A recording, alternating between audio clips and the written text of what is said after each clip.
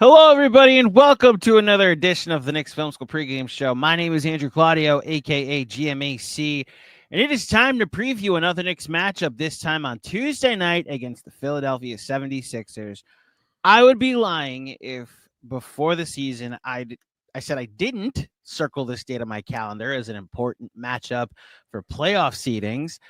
Little did I know what would go wrong with the Philadelphia 76ers, of course. And because I want my guests to still stay on StreamYard with me, I will not be smiling and laughing while the Sixers' demise this season is what we're about to discuss. And as I start to preview it, although maybe this is what they want, especially the direction that they've headed with their pick being top 6 protected in a very loaded draft. The Philadelphia 76ers come into this game at 23-52, which is good for 5th in the current lottery standing. So it depends what your perspective is. It could be looked at as the 26th worst record in the NBA. It could also be looked at as the current 5 pick, which would be around the VJ Edgecombe, Ace Bailey, one of the Duke guys. But ask a draft expert. Trust me, when Chris gets here, he will do it. It's time to talk about the Philadelphia 76ers in a matchup that matters more to the Sixers than it does to the Knicks.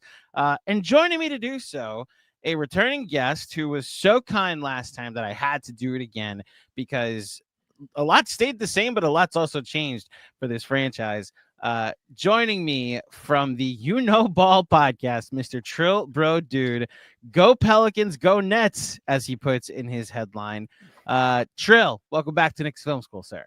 Thanks for having me back on. Yeah, no, everything is basically still the same, except I feel better about where we're at now, having lost basically every game, except for maybe one since we last spoke.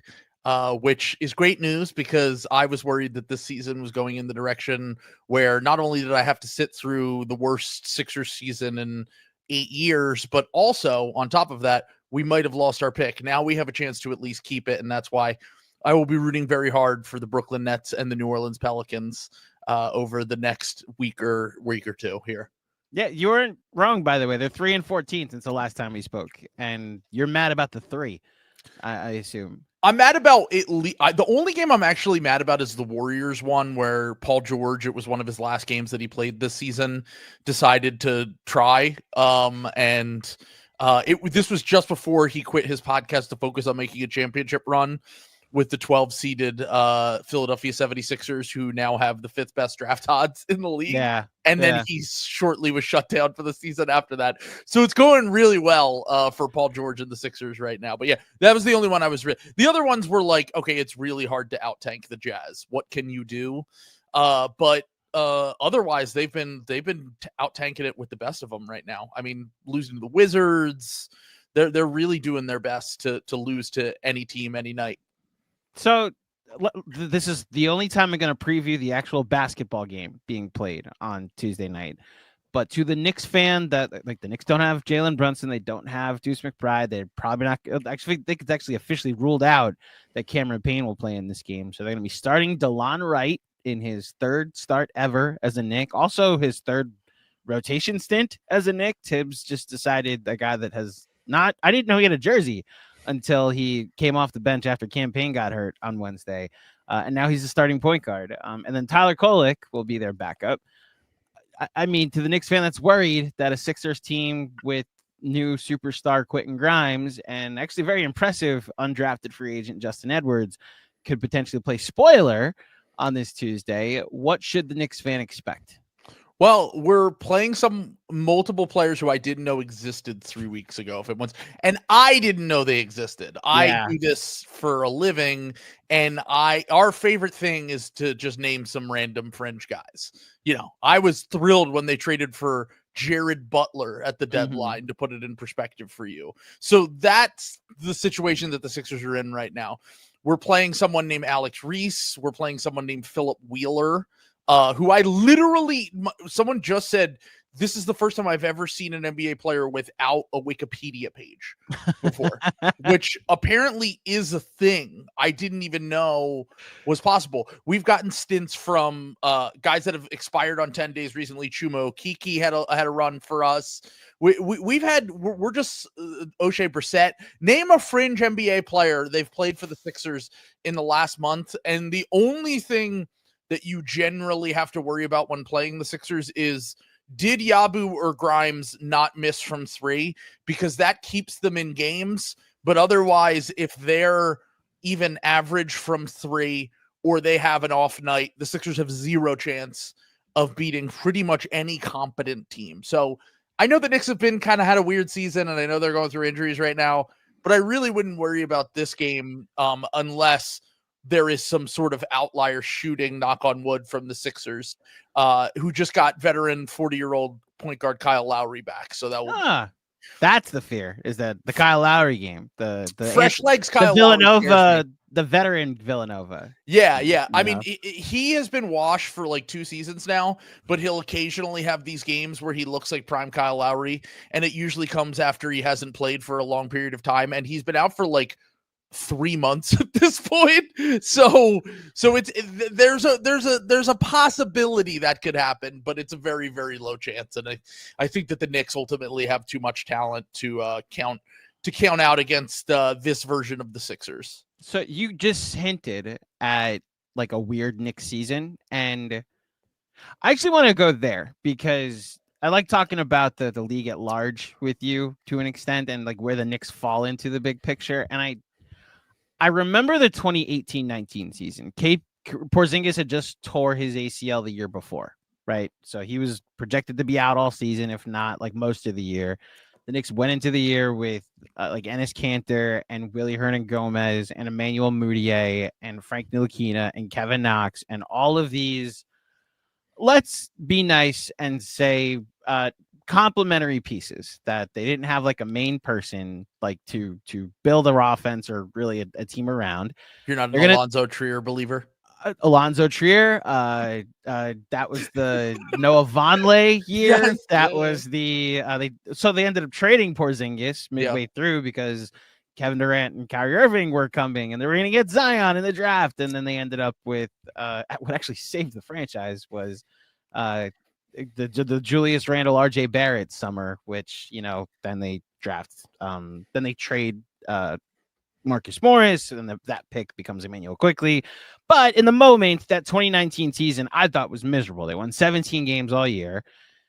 And I remember that offseason with all the KD and Kyrie speculation. I was like still doing Knicks podcasts at the time, but I wasn't Knicks Film School. I remember some of the 2019 Knicks Twitter scuttlebutt being, I don't want to trade Frank and Kevin Knox and Mitch for Anthony Davis because Kevin Durant and Kyrie Irving are going to want to play with them. And then there was, we don't need KD and Kyrie. That was the most fun season I've had in a while. And it's that attitude has translated a bit. Now, that's not everybody. I don't want to put that on every Knicks fan. That's just a certain select few that loved the defiance of expectations than the weight that comes with them.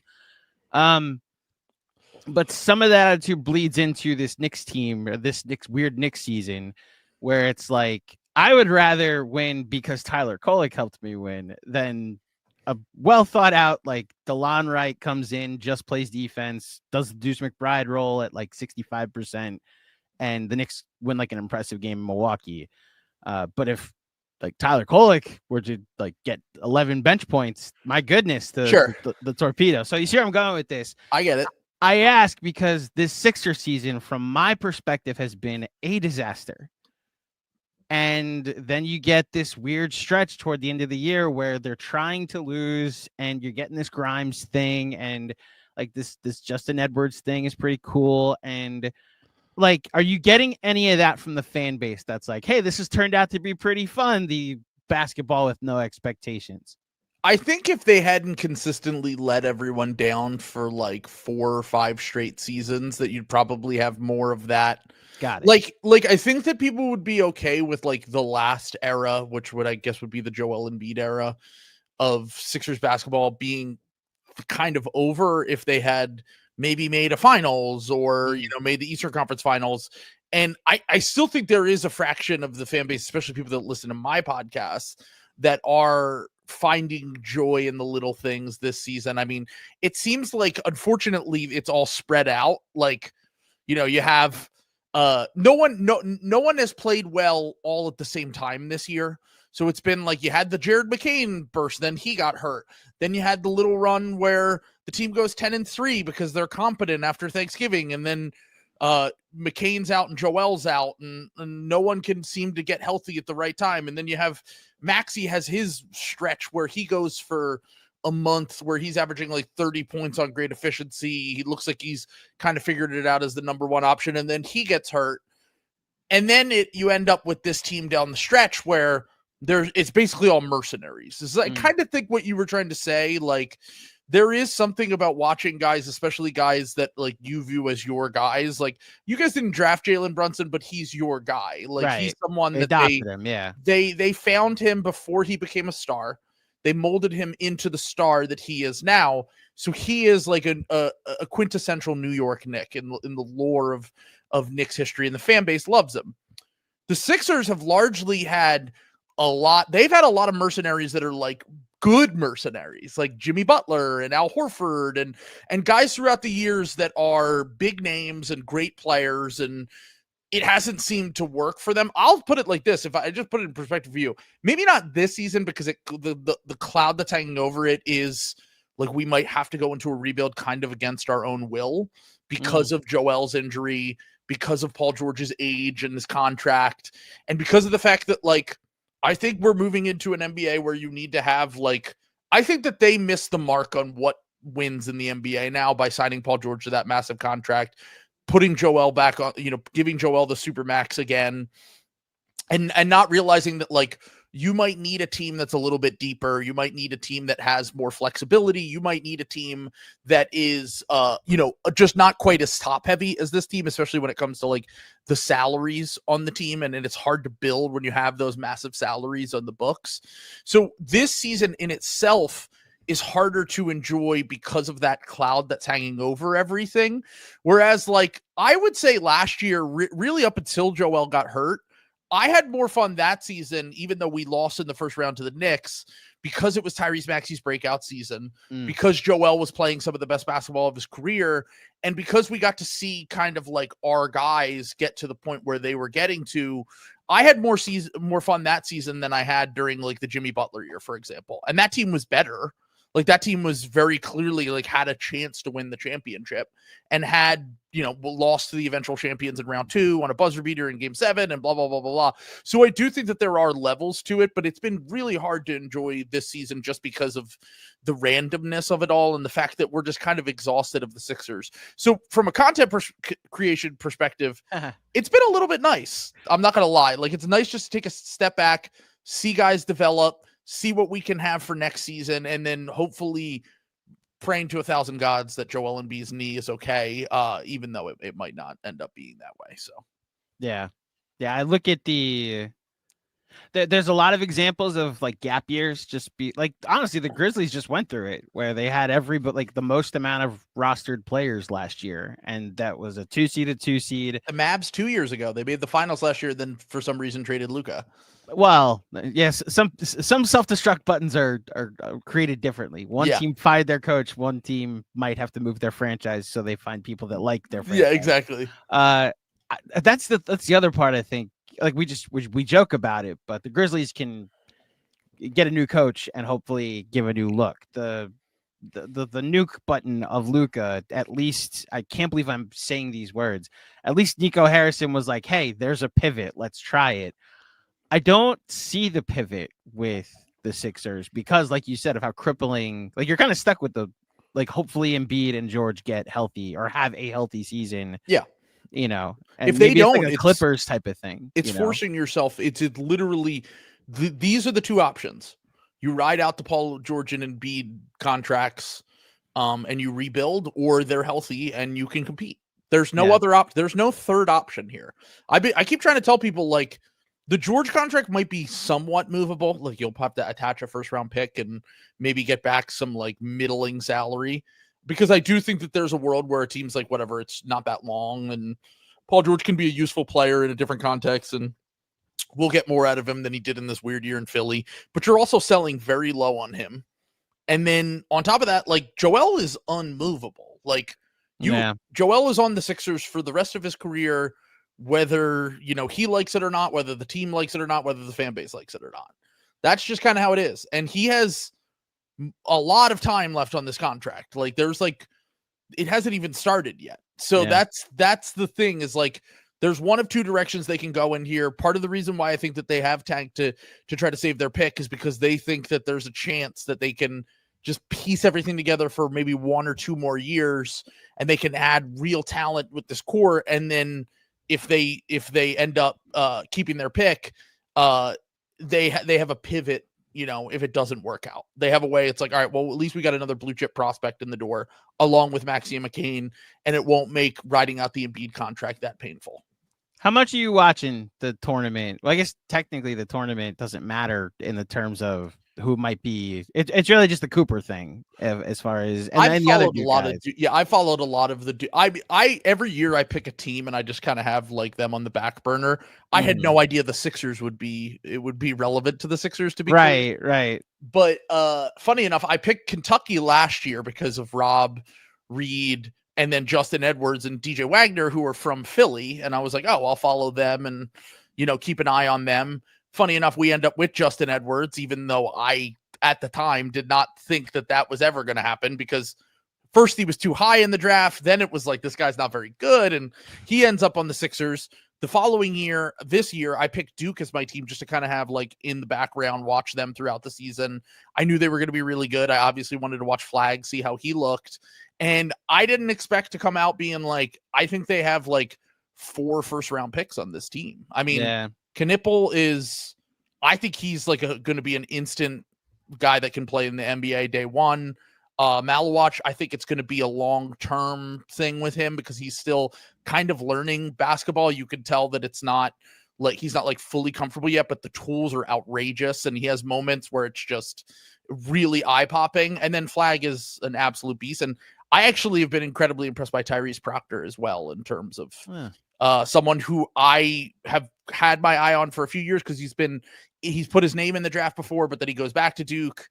And this year and then he added the shot this year. He's been shooting great from 3, and I think he could end up going at the end of the first round now. So that's kind of been my perspective. I'm glad that I did, because now I have 2 guys, if we don't get Flag, that we could end up potentially picking if we end up in the top 6. So I think Con Knippel is the one that I'm staring at, that if I were really any team that has like you're in an interesting spot because you have a Maxi, like you already have a guy, so that's a complimentary piece. How good a shooter he is, shooting 40% from 3 in college already up to 5 attempts. Like he's literally playing off of Flag the way that he would in the pros against off of a Maxi or the dream for a lot of Spurs fans would be that he's playing off of De'Aaron Fox and Wemby.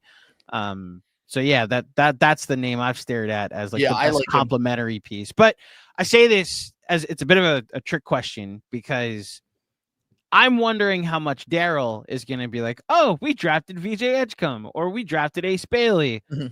Let's build around this, and not like, is there another move? Because I do agree with you. The Paul George contract is movable. I don't know how big of a move that could potentially be, but do you foresee, because like you said, they're kind of stuck with hopefully Embiid just gets healthy and they compete. Do you see like a move out there? So there's one thing that I've thought about a lot, which is, first off, Daryl Morey, a weird thing with him. This is going to be his first season ever where he's under 500 as a GM. Didn't know that. And the first time that he's picked in the top 10 since his first year when he inherited the Rockets, which, had this famous trade where they take Rudy Gay and they trade Rudy Gay in the 2007 draft for Shane Battier. And at the time, it was seen as this controversial move because Rudy Gay is a hooper and he's, going to be a star in the NBA, everyone thought. And so they draft Rudy Gay, they trade him for Shane Battier, who's seen as a role player. But Morey being the analytics guy that he is, the production guy that he is, this ends up kind of becoming a Michael Lewis article in the New York Times where he wrote about like the Morey ball thing and blah, blah, blah.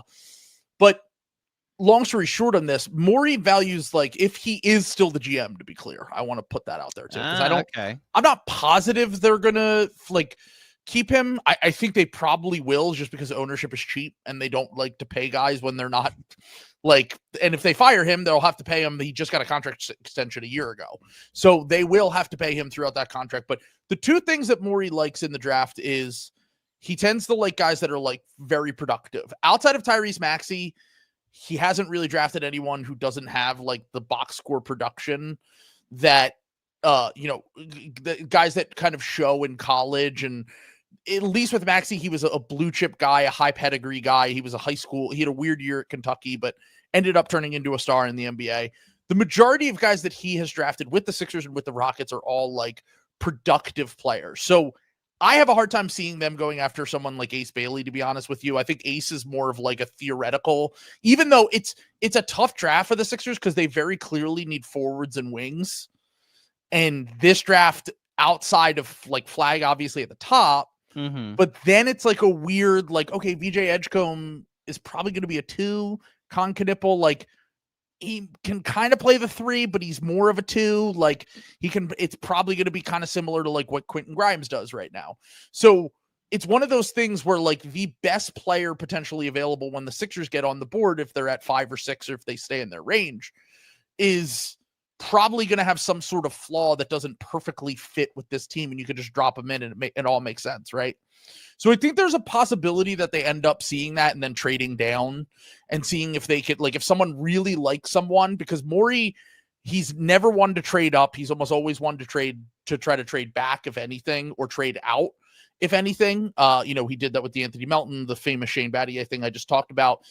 And then the real question I have is, do they view Maxey and McCain as good enough as a fit? Because that's obviously not a great defensive fit. Offensively, it's going to be, I think, pretty fantastic. But do they view that, especially now that you have Quentin Grimes in the fold, do they view that as a good enough fit that if they were to get the second pick in the draft, that they would consider trading down and passing on Harper? Because that's where it gets really interesting to me, because I've been thinking about like all the teams that are below them. If in that case, for example, like if the Jazz fell to 5, which they have like a 45% chance of getting the 5th pick because of the new flattened odds, would they give up, like, because they need a blue chip prospect, let's be honest. Right. Yeah. Would they give up like the 5th pick and like 2 extra firsts to move up to get Harper? Because they're just like, we need a guy. Like we're in year 4 of a rebuild and we have no one except for like Filipowski and I don't know, Keyshawn George, Kessler. right? Yeah. And like, I don't know, the theoretical version of Lauri Markkanen. Yeah. Sure, but like young guys, I mean, like, oh yeah. When it comes to like if you're trying to sell something to your fan base and you're going into year 4 of being very bad, and you're on the other side of that and you say, yeah, we got these guys. Like, I just don't think that is something that you can consistently sell to a fan base. And honestly, I think ownership would probably get a little bit like antsy too. Like, hey, are we ever going to be like decent again or have the hope of being decent again? So I'm wondering, they're kind of in an advantageous position if they do end up getting one of these top picks in the draft. I think they'll have a lot of options. Ultimately, I think just like every draft, we talk about all this stuff and then we get to draft and teams get scared and then they just sit at their pick and they take their guy.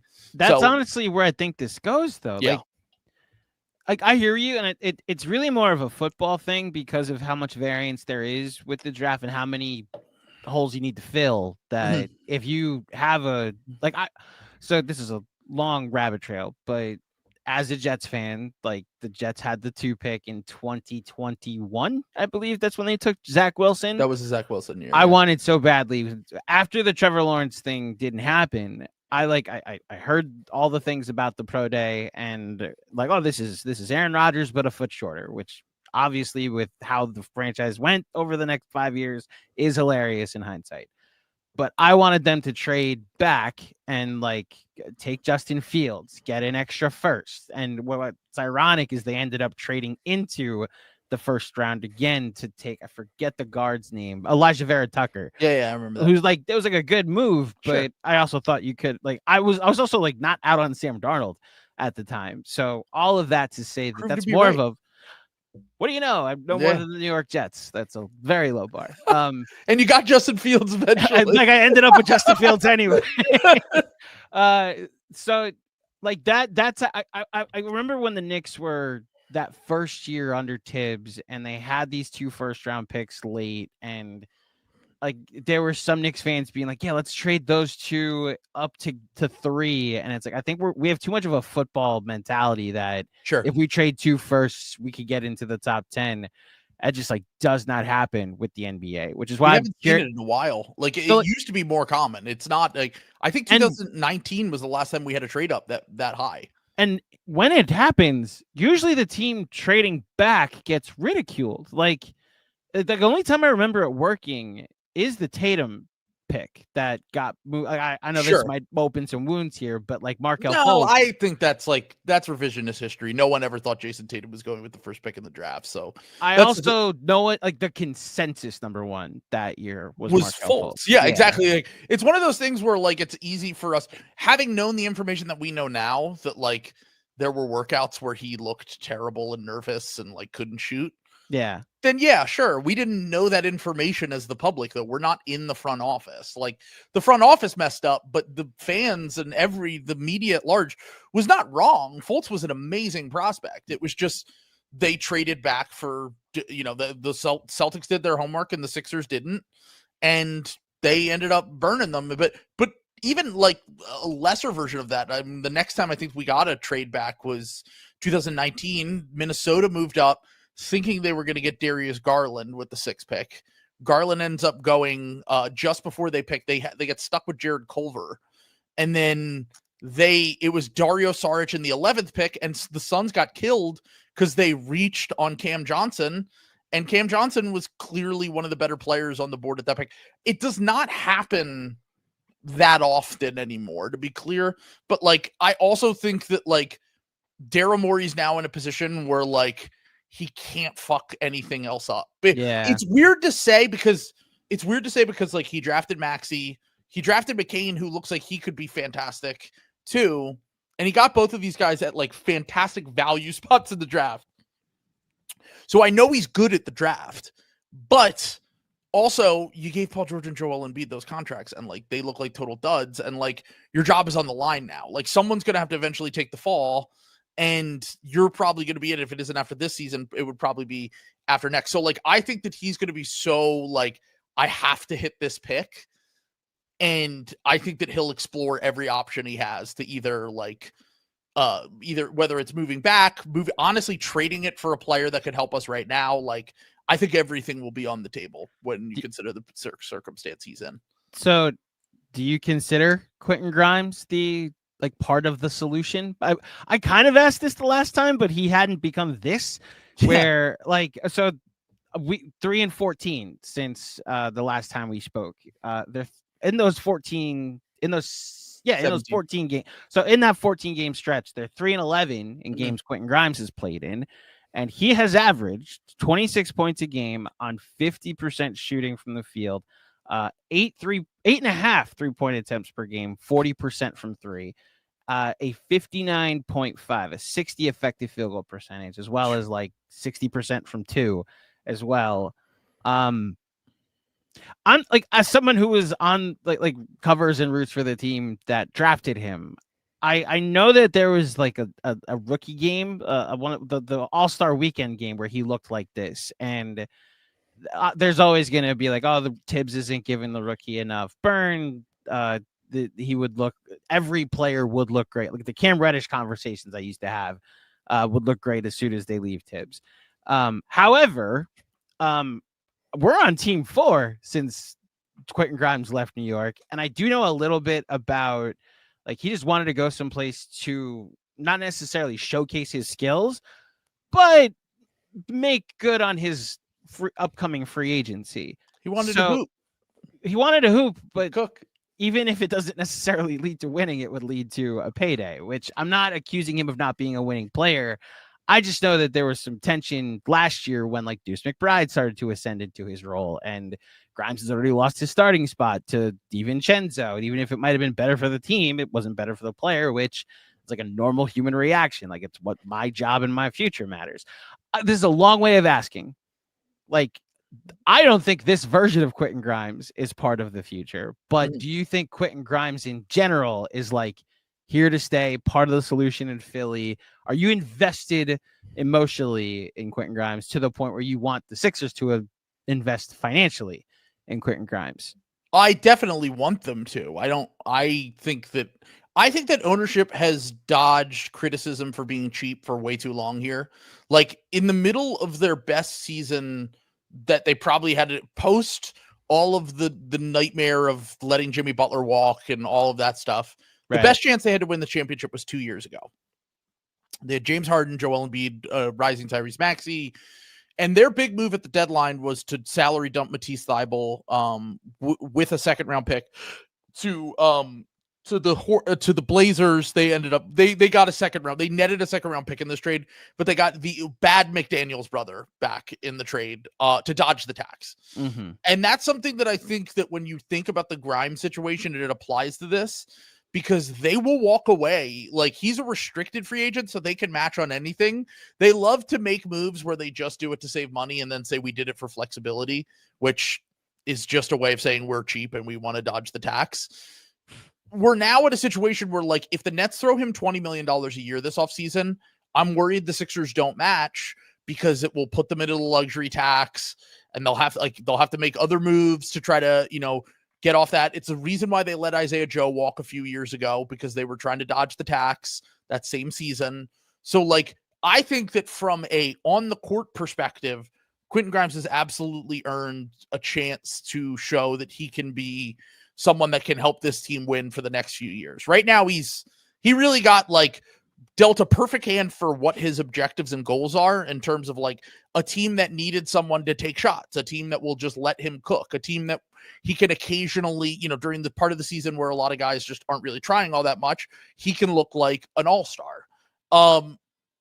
But from a actually winning game standpoint, he was probably dealt the worst hand you could imagine, because since he's gotten here, McCain was already out for the year. Paul George has been shut down shortly after that. Maxey was in and out of the lineup. Now he's basically done for the year. Embiid has been out for the year the whole time since Grimes got here. So he's been basically our best player for, a month and a half now. And the thing with him that I expected was, I knew he was going to put up a lot of shots. I knew he was going to put up a lot of threes. And I knew that he would be someone that would function well off of stars, because of the fact that, like, he can shoot off movement, and, like, he can attack closeouts well, and he can get downhill and finish around the basket. The thing that's really impressed me is, like, I didn't even know that he had a bag at all. Like, and he's been able to showcase that a little bit here with the shot creation. Occasionally, like I said, he has these games where he gets really hot, and whether it's the long twos or it's the insane 3-point shooting games, like, he's had 3 or 4 games this year where he scored more than 35 points. He's had 2 near 50-point games in this stretch. So I don't think that, to be clear, I don't think this is fully sustainable. Like, if the team is healthy next year, this just won't be his role. And even if he goes to, like, the Nets and he gets a lot of shots, I don't think he's going to do this over the course of a full season. Now, what I will say is I think that he can adjust and mold himself into, like, hopefully marrying between, like, what he showed when he was more of a role player with this newfound, like, shot creation and ability to create for himself and a little bit for others. I would say not a ton, but a little bit for others. And I think he started to show that in Dallas, really. Cause, like, I kind of threw out last year for him. You just talked about all the weird stuff in New York. The Pistons were a disaster last year. Even weirder. Yeah. And he was injured when he got there. And it was just, if you go back and listen to our podcast from last summer, I was like, Denver's losing KCP. Like, this guy would be the perfect person just to literally trade a first round pick for Quentin Grimes. And you would have the perfect fit to replace KCP, as that was the guy that I thought he could be. And he's proven to be way better on offense than KCP, to be clear. Trill, you know who I wanted who I was thinking about when the Knicks traded Dante DiVincenzo? I was thinking about Quentin Grimes and how it'd be nice to Nice just to like have him, yeah. have a fourth year wing that knows the Tibbs system, is a defensive wing, could potentially be good off catch and shoot, could put Josh Hart back on the bench as a spark plug that allows you to now play 5 out and you're starting 5 next to Cat. Yeah, all those things came up when I had a similar thought to what the value of Quentin Grimes to what you're That's talking the funny about. thing about Nico Harrison is that like he got that right. Yeah. he identifies guys that are at like low points of their value and he acquires them. PJ Washington, Quentin Grimes, Daniel Gafford, like, and guys that will fit on the team, even Kyrie Irving. Like if you go back to a few years ago, now obviously that was because of multiple things, but he identifies guys who are at the low point of their value, gets them on like decent deals, and then is just so addicted to trades that he trades his best player. Trill, I'm telling you, trades Quentin Grimes a few days later. Well, so that has been justified to me from the Dallas side that they weren't going to re-sign him in free agency. They had just traded for Max Christie. Caleb Martin is like a proven veteran rotation piece. Their window is right now. So they were I'm just telling you the justification. And traded Luka, and also like Caleb Martin, who I was like, thank God we traded Caleb Martin. Like, look, was he also dealt a little bit of a shitty hand coming here? Yeah, no one wanted to be on the Sixers this year, to be clear. And like, in a way, I viewed that situation as like the worst possible thing for him. But like, I did not enjoy the Caleb Martin experience. Like, I just don't think that he's the classic Heat role player who leaves and is just not effective. Right. And the thing with Grimes, I literally celebrated that day, and I had multiple people being like, Grimes is not good. Why are you so excited? And I was like, he had stretches. He had moments with Dallas where he was able to show what he's shown with us.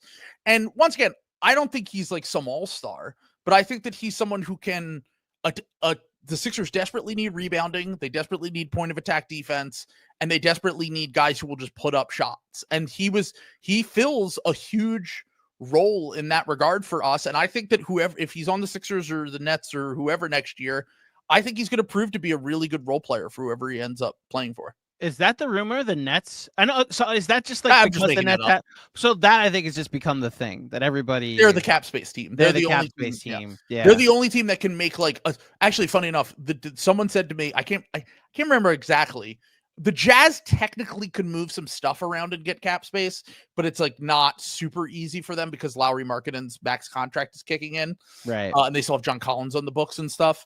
But like they could salary dump some guys and move some money and open up some cap space, but not like a good amount of cap space. Yeah. The other team, if I remember correctly, that also can maneuver some money and move some stuff around is the Pistons. And they obviously wanted out of the Quentin Grimes business. This new front office is the one who traded him. So. They also wanted out of that Quentin Grimes business. Yeah. Maybe this new one, unless they think Malik Beasley really is the second coming of Klay Thompson, that they could potentially. So, look, I don't know where the Quentin Grimes market is. It may end up just being in Philly. Tobias Harris went back there. You know what? Tobias Harris did go back there, and like it's better to be on the Pistons now than it was a year ago. And he wanted out because he wanted his opportunity to show. I mean, look, I think he would be a great fit there too. To be clear, like I think the Pistons, the Nets, the Sixers, I think that all these teams could use a player like him. But I think that ultimately, what it comes down to is like, do teams buy this as the real Quentin Grimes, and do they think he's worth like $20 million a year? Because if he's worth like $20 million a year, then you're getting to a case where like the Sixers are really gonna have to pony up, and I don't know if they have the stomach for it. But if he's like $15 million a year, the Sixers are happily signing him. Sixers happily signing him because like that's barely above the MLE nowadays. Yeah. And then that's also DiVincenzo money at that and also point. That's like arguably like a scam contract. Like he could prove to be like a $25-30 million a year player. And then even on top of that, like they need tradable salary, whether they're rebuilding, whether they're not going to have a road to cap space. And if you don't have tradable salary in today's NBA, you can't make moves. So that's the, like, I think free agency is largely dead, and I think everything will be done in the trade market basically from now on. Even the Nets, I think that they're probably like, if they miss out on guys like Santi Aldama, Nickeil Alexander-Walker, Grimes, like the top free agent youngish guys that are kind of coming into their prime that they could give a big bag to. If those guys end up staying with the teams that they're on, which it looks like they probably should, they'll probably just become a dumping ground for contracts and take on picks. Yeah. Yeah. Well, I am obviously curious what happens with Quentin Grimes' free agency. I did try to stay away from like the Paul George, Joel Embiid conversation throughout the pod. I think we actually kind of did it justice the last time, like the state of the Sixers. As we wrap up, just like, are you still enjoying the Sixers? Like in general, like the last time we spoke, the Eagles had just won the Super Bowl, and so I know. So I know like opening day just happened. The Phillies, like I predict them to make the playoffs this year. I believe I have them winning the division, even though like I am a Mets fan. I'm realistic about our pitching right now. Do you get this sense in Philly that, well, the first question, are you still able to enjoy like being a Sixers fan? And do you get this sense that anybody else in Philly that follows the Sixers is just like, all right, like I need a break from this team, and we have a football team that treats us well, a hockey team that's about to make a Stanley Cup run, a baseball team that's been in the World Series recently. Like, how do you feel? Flyers? Aren't the Flyers good? No, Dallas is good. No, Dallas Flyers. is... I was like, I'm conflating. No, I'm conflating tanking teams, because I did this with the basically when I talked to the Mavericks last week. It was like, so how are you, man? That conversation, I basically was like, who's worse, Nico Harrison or Lee Harvey Oswald? And I totally understand that. Yeah, exactly. I was gonna say it is definitely the biggest disaster in Dallas since the '63. Yeah. But I've talked to a few Dallas people, and it's grim. Yeah. But right now the Sixers are very clearly on the back burner. No one cares about them. They've kind of always fluttered between second and third in the city behind the Eagles. The Phillies and them usually trade places based on who's like better at the time. And I think that we talked about this a little bit on the last podcast that like the Phillies have been very good. And like, also, even though they haven't won the World Series, they got to a World Series, they've been to the NLCS, blah, blah, blah. People, they're in the good graces of the city right now. Yeah, that's a fun group with like Bryce Harper's just like a fun thing to watch for 6 months, you know? Yeah, they people love their vibes. Yeah. And so the thing going on right now is like, I think everyone was glad. Like at first they were angry because we had expectations of like being really good this year.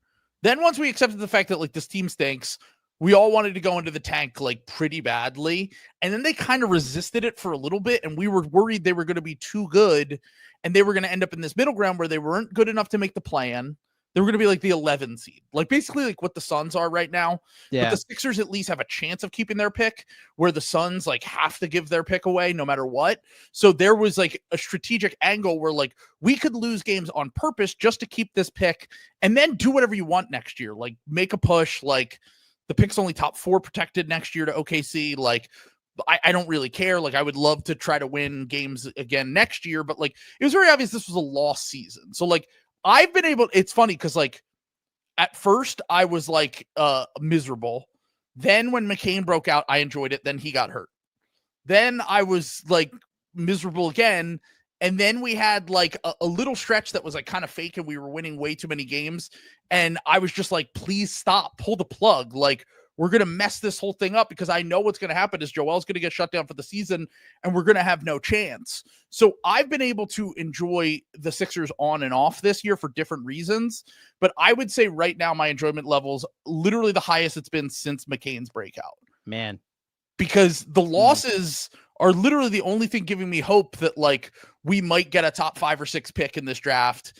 And then I might have another young player that I can have some future hope and optimism about, in addition to, you know, Maxey, McCain, Grimes, and whoever's on the team. Let's wrap here. You just went to a Pelicans game to root for the Pelicans. That's right, baby. Against the Sixers. You're wearing a Pelicans t-shirt from that game. Yeah.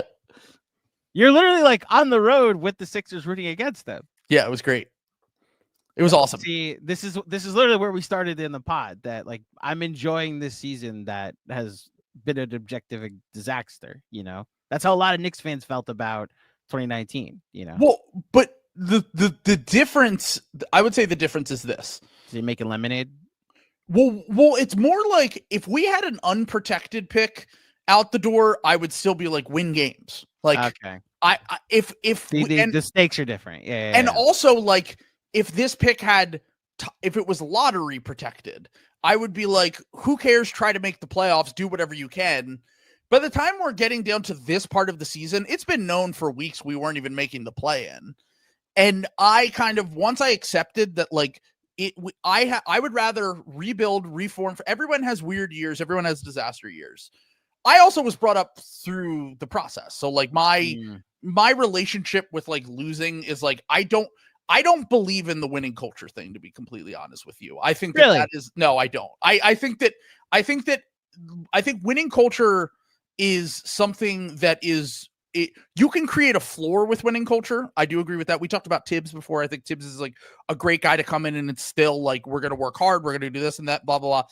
I think your ceiling is always related to your talent. And I think that in order to win a championship, which is the only thing left on my checklist as a Sixers fan, having not seen in my life, like I've seen multiple MVPs. They made it to the finals when I was a kid. They make it to the playoffs all the time. They win playoff series. They do this. The only thing I haven't seen is a championship. And like, ultimately, like if we lose and this is a disaster season and we somehow come out with Cooper Flag on the other side, I don't believe that like this season, them losing is going to like make it so that Jared McCain in 5 years, if he's in an NBA finals game, isn't going to be able to perform.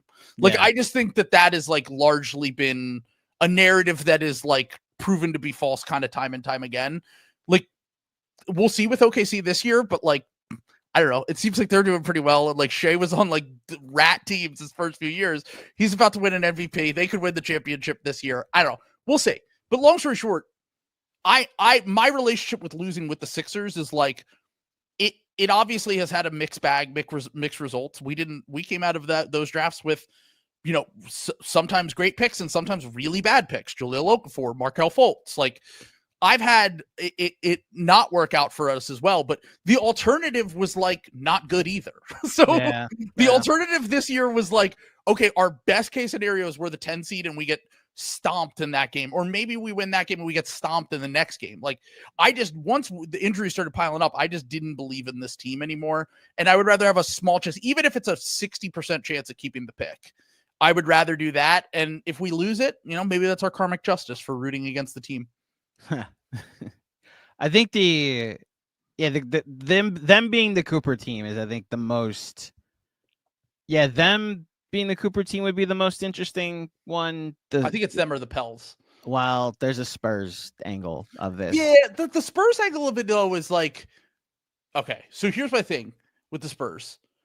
You already got Wemby 2 years ago. Like you don't like I don't need to see that team get rewarded again. Like, I'm not saying you're wrong. No, as far as interesting, if they suddenly like teams are going to try to replicate this, you know? Yeah, sure. I mean, I think that just as a basketball fan, I would like to see him like either on like the Pels who have a lot of talent, or like maybe he just takes like a young core to the next level. Like he makes the Wizards like a competent team or something. But just from like a league-wide perspective, not thinking about just like pure basketball on-court entertainment like Flag and Zion or Flag and Maxey or whatever. Right. I would love to just see him on an Eastern Conference team.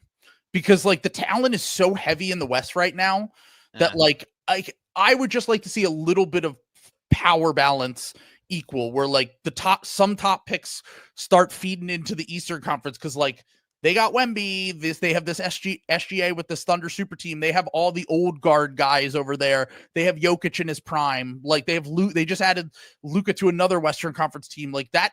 I would like to see it even out a little bit with Flag. I would like to see him on a team in the East, to be honest with you.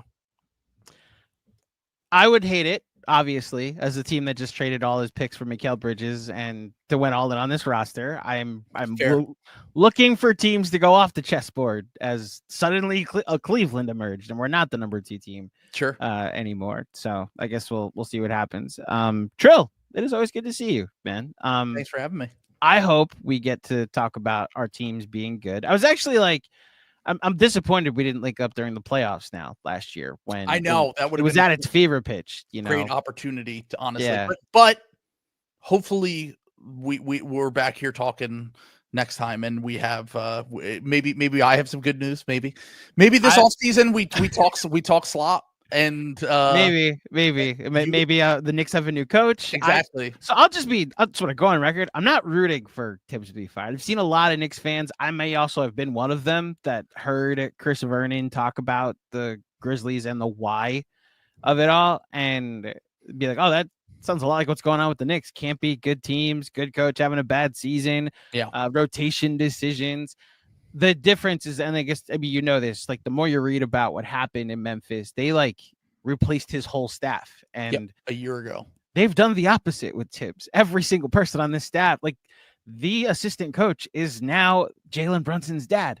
Like they have leaned into Tibbs. I don't know if you know this, it's more likely that Mikal Bridges gets traded in my mind than because of the contract. Because he's extension eligible, because you could probably get 60 cents on the dollar. And whether it's right or wrong, I would actually say it's wrong to lean like we got to keep the coach over the player. Like get like as much in as general, I agree. I think just in general, it's a much better asset play than to not go like sell low on Mikal Bridges, unless I have to have the caveat, unless you're getting better. Like if you can get better on trading Mikal Bridges, then do it. I just don't know what that trade is. And if a new direction, because I agree with you, like the culture, as fun as this has been, like it begins and ends with Jalen Brunson, you know? Yep. And look, like we really talked about how he does love Tibbs, and we really talked about how the Knicks have played lately. Yeah. They had this weird 2-game road trip to San Antonio and Charlotte where they looked gassed, like they were just tired of traveling. And then that's what I was saying earlier when I was saying I know it's been a weird season. Yeah, it's not that this team isn't good. Like I still think that they're clearly the third. It's easy to say that because they're the third in standings, but like I think that they probably have even the third highest ceiling of any team in the East right now. But it's one of those seasons where like you guys can win any game and lose any game. It feels like. And that's a weird position to be in, where you had these expectations coming into the year of being second best and, you know, having a puncher's chance against the Celtics. Yeah. I've actually started to warm up to the idea of run it back. Look, as much as I talk about the frustrations from a fan base, like they just went through this last stretch without Jalen Brunson and they're 7-5. Like they got better. They improved their record where Brunson wasn't here. And I understand there's been some lows, but this is just the floor that Tibbs creates. And now you need either him to go outside of his stereotypical box to potentially raise the ceiling, or you need Jalen Brunson to be great, which in my mind he is pretty great. If you look at teams that have made trades very late in the offseason over the last few years, Donovan Mitchell to the Cavs, they have a disappointing first round exit against you guys in the playoffs the next year. Rudy Gobert, that same offseason to the Timberwolves, they have like a disaster season the next year. They're fighting. McDaniels breaks his hand right before the playoffs. They lose in round 1 as the 7 seed, if I remember correctly. I'm sorry, the 8 seed. They lost to Denver, and that was like the breadcrumbs of we're actually the best team to face Denver. And right. They were right. You know. And then a year later, they end up beating them. So I would say I would give it one more chance. I think you can reassess things next year at the deadline if it doesn't work out. But I think that these things, especially late off-season trades, it's hard to just throw a guy in and make it work. Like I think that they need more reps, they need more opportunities together.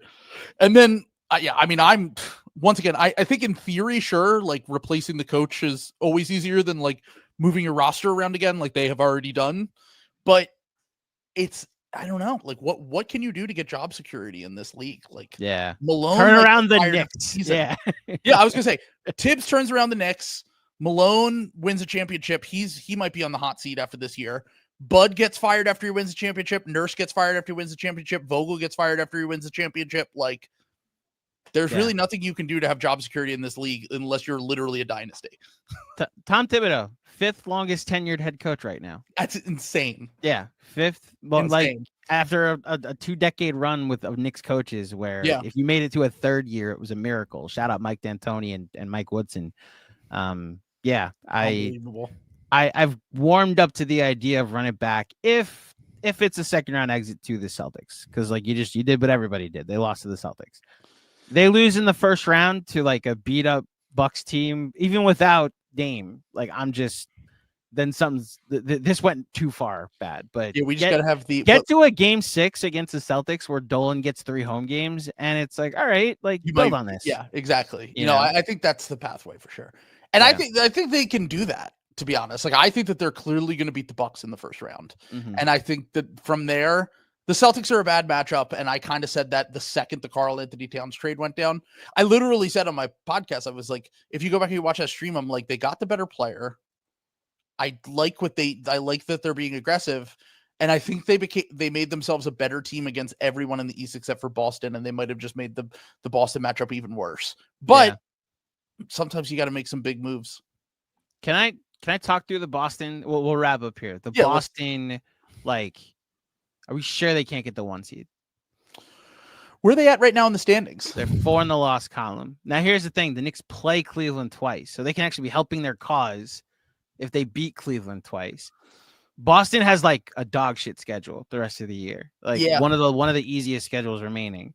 And Cleveland, now the problem is that Cleveland only has 7 games left. It's 2 at the Knicks, 2 at the Pacers. This Bulls team that is just like really fun right now. And then unfortunately San Antonio and Sacramento. But that's why like the Knicks could help themselves a lot with deciding for the first time this year to beat one of those top 3 teams and doing it twice. I always think about motivating factors when it comes to this. Like Boston really has nothing to prove in the regular season anymore. And like they'll probably win out because they just kind of don't lose in the regular season all that much. But Cleveland's looking at a scenario where like they want to avoid like, the collapse down the stretch thing.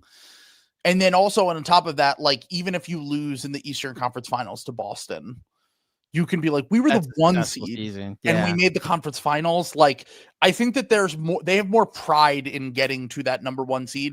Whereas Boston's like, literally just get us to the playoffs. We don't care who we play and we'll probably win the conference. I agree with you about Boston. Let me read their schedule. They're currently playing Memphis. They're currently playing Memphis. They play Miami. Now, I actually don't know what to make of Miami. They've won 4 straight since they lost 9 or whatever straight in a row.